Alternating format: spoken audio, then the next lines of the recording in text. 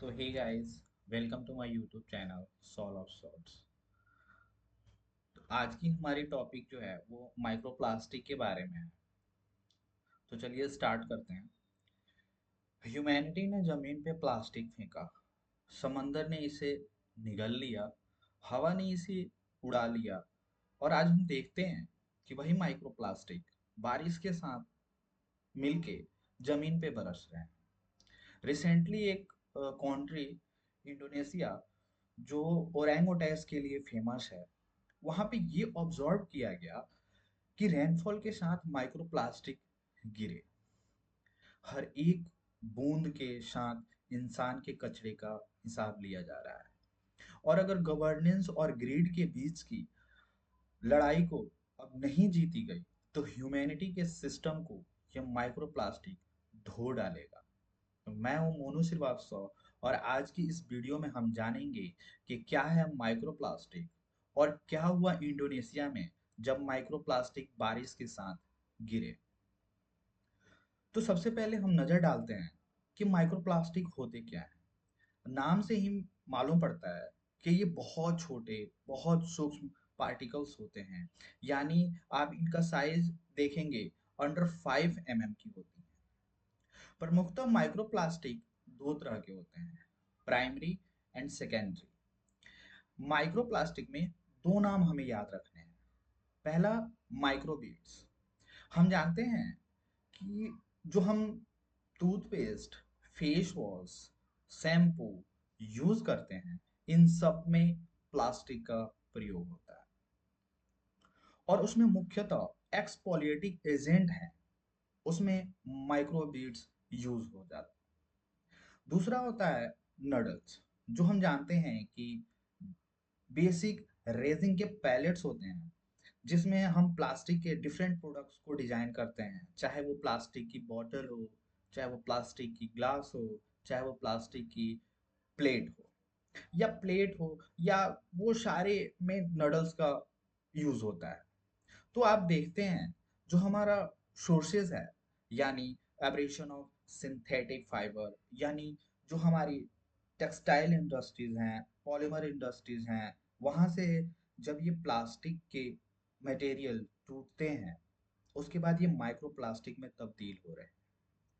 उसमें भी माइक्रोप्लास्टिक है।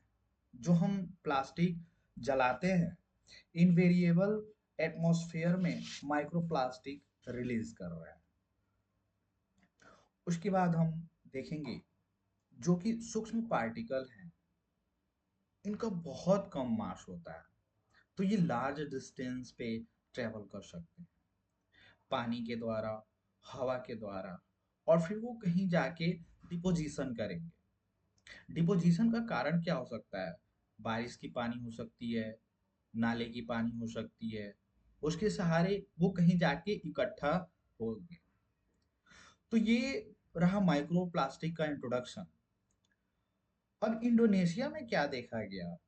सबसे पहला, confirmation of harmful microplastic in rainfall. Researchers ने फाइनली इस रेनफॉल को एनालाइज किया, उसके सैंपल को एनालाइज किया और उसमें पाया कि माइक्रोप्लास्टिक का कंसंट्रेशन हद से ज्यादा है। सिमिलरली आप देखेंगे, it highlight a full cycle, जो हमारे अर्थ का बायोकेमिकल साइकिल है, जहां पर हम देखते हैं कि nitrogen cycle, sulphur cycle, phosphorus cycle, ये जो हमारे बायोकेमिकल एजेंट और जियोलॉजिकल एक्टिविटी और उसके बाद हमारे केमिकल प्रोसेस के बीच में ये जो इंटरकनेक्टेड लिंकेज है, कुछ सिमिलरली बिहेव कर रहा है। हमारे माइक्रोप्लास्टिक कैसे सबसे पहले लैंड, सी बेस प्लास्टिक डिपॉजिट हुए, कहीं पे वो टूटे जाके, कहीं पे वो एयरबॉर्न ट्रांसपोर्ट हुए और उसके बाद जाके डिपॉजिट हो रहे हैं बारिश के सहारे। ये जो साइक्लिक प्रोसेस चालू हो गया है फ्रेंड्स, ये चिंता का विषय है। आगे हम देखते हैं कि ये क्यों अलार्मिंग है। सबसे पहला, अनलाइक एसिड रेन क्या होता है? जब सल्फर डाइऑक्साइड और नाइट्रोजन ऑक्साइड रिएक्ट करते हैं तो हम देखते हैं कि ऐसे जो रेन होता है वो एक तरह से रिसाइकलिक होता है। हमारे अर्थ का बायोकेमिकल उसे प्रोसेस कर रहा होता है over the time of period. पर माइक्रोप्लास्टिक को प्रोसेस नहीं किया जा सकता क्योंकि ये लंबे समय तक रहते हैं। दैट्स मीन कि ह्यूमन हेल्थ के लिए रिस्क हो, ये एक्यूमुलेट करना चालू करते हैं बॉडी में। क्या आप जानते हैं कि रिसर्चर्स ने रिसेंटली पता लगाया कि हम जो होलीस्ट प्लेस जो कहते हैं, माँ का गर्भ, जहाँ पे एक न्यू बेबी का डेवलपमेंट हो रहा होता है, उसके आसपास एक फ्लूइड होती है जिसे हम एम्यूटिक फ्लूइड कहते हैं। रिसर्चर्स ने पता लगाया कि माँ के गर्भ के एम्यूटिक फ्लूइड में भी माइक्रोप्लास्टिक आजकल पाए जा रहे हैं। ब्लड स्ट्रीम में पाए जा रहे हैं, लंग्स में मिल रहा है। तो इससे ह्यूमन हेल्थ इम्पैक्ट होगा। तो इसे हम कह सकते हैं बायो एक्यूमुलेशन। ये जो छोटे छोटे कॉन्सेंट्रेशन में पानी की बोतल से हम पानी पीते हैं, प्लास्टिक की बोतल से पानी पीते हैं, प्लास्टिक की कप में चाय पीते हैं, या प्लास्टिक के प्लेट में हम खाना खाते हैं, तो हम कह सकते हैं कि थोड़ा बहुत माइक्रोप्लास्टिक हम अपने बॉडी में एक्युमुलेट कर रहे हैं खुद से। और ये जो माइक्रोप्लास्टिक हमारे बॉडी में, ऑब्वियसली हमारी बॉडी इसे तोड़ नहीं पा रहा है, वो एक्युमुलेट करता चला जा रहा है। यानी वो धीरे धीरे हमारे बॉडी में क्या करते चला जा इकट्ठा करते चला जा रहा है। इसका निगेटिव इम्पैक्ट हमारे बॉडी, हमारे हेल्थ पे पड़ता है। इसी तरह आज नहीं कहा जा रहा है कि कैंसर कैप जो हमारा देश है India, cancer capital of the world नहीं बना है। कुछ तो मेजर एरर हुआ है।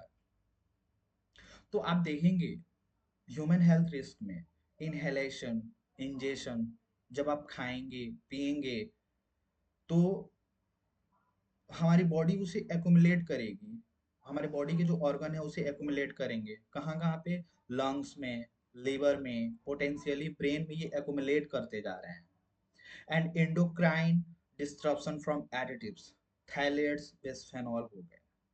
These are very dangerous friends. इसके बारे में हमारे हेल्थ डायरेक्टली इम्पैक्ट होता है। लास्टली आप देखेंगे दे आर ऑल्सो फैक्टर्स। इसका अर्थ आप जानते हैं, यानी ये छोटे छोटे प्लास्टिक्स हवा में तैर रहे हैं। तो इससे क्या होता है कि bacteria, virus one host to other host, यानी एक से दूसरे जगह पे जा रहे हैं। ये डिजीज को भी स्प्रेड करने में माइक्रोप्लास्टिक का अपना सबसे बड़ा योगदान दे रहा है। सो ये सोचने वाली बात है कि माइक्रोप्लास्टिक हमारी लाइफ के लिए कितना डेंजर है। तो आज के लिए इतना ही।